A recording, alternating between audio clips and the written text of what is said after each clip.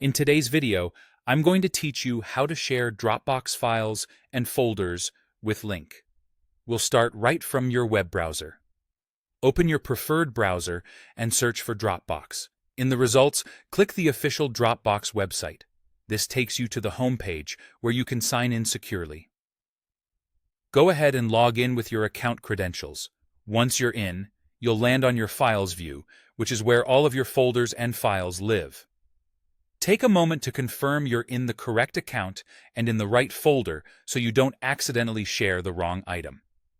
Next, find the specific file or folder you want to share. Hover your mouse over it to reveal quick actions. You should see a Share option appear alongside the item. Click Share. If you don't see it immediately, you can also click the checkbox next to the item and look for Share at the top of the page. This opens a sharing window where you control exactly how others can access your content. Before you generate a link, decide on the right level of access. Click Manage or the Settings gear icon in the sharing window to adjust permissions. This is where you can set whether people can edit or only view. Choosing View Only keeps your original content safe from changes, which is great for documents you just want others to read.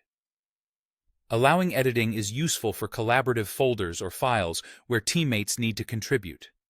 If you're working with a folder, look for Folder Settings and choose who can add people. Limiting who can invite others helps you maintain control, especially for larger teams or external sharing. Make sure these settings match your intentions, a tight circle for sensitive work, or more open if you're collaborating broadly.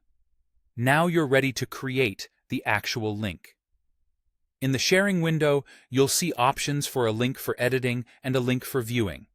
Generate the one that matches your needs. A viewing link is best when you want to share read-only access. An editing link is ideal when collaborators need to upload, modify, or organize files. Once the link is created, copy it to your clipboard. Finally, paste the link wherever you need to share it. An email to a client, a message in your team chat, or a post in a private social group.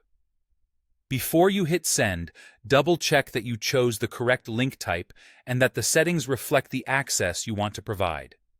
That's it. You've successfully created and shared a Dropbox link with the right permissions, keeping your files both accessible and secure.